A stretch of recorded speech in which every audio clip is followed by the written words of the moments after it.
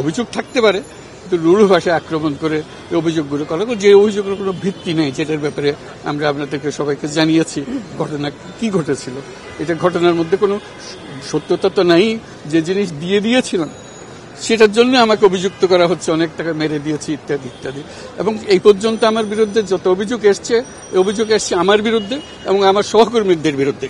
তারা অভিশাপের একটা অংশ, সেই অভিশাপ তাদের উপরে পড়েছে। এইটা আমার কাছে খুব কঠিনভাবে আমার মনে দাগ কেটেছে, কষ্ট লেগেছে, কারণ আমার পরিবারকে আক্রমণ করেছে। এটা আমার কাছে মোটেই গ্রহণযোগ্য হয়নি, যে আমার বাবাকে আক্রমণ করেছে, আমার ভাই বোনদের আক্রমণ করেছে।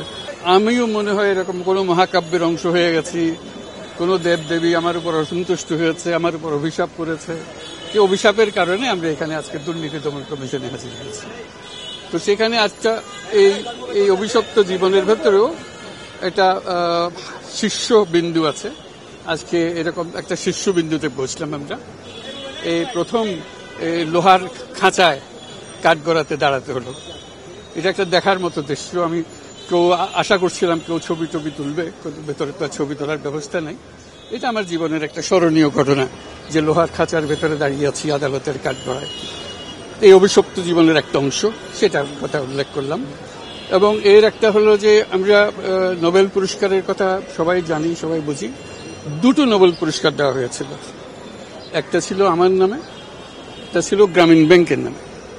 দুটারই সমান গুরুত্ব, সমান মর্যাদা, কারণ কোনোটা কম নয়। একটা যৌথভাবে দেওয়া হয়েছে তাও না, এটা ইন্ডিপেন্ডেন্ট, দুটোই ইন্ডিপেন্ডেন্ট। তো পৃথিবীর ইতিহাসে কোনো নজির নাই যে একজন নোবেল বিজয়ী আরেকজন নোবেল বিজয়ীর বিরুদ্ধে মামলা করতে দুদকে হাজির হয়েছে। এটা আমাদের কপালে হলো। এটা অভিশাপের একটা অংশ, যে অভিশাপ আমরা বহন করে যাচ্ছি।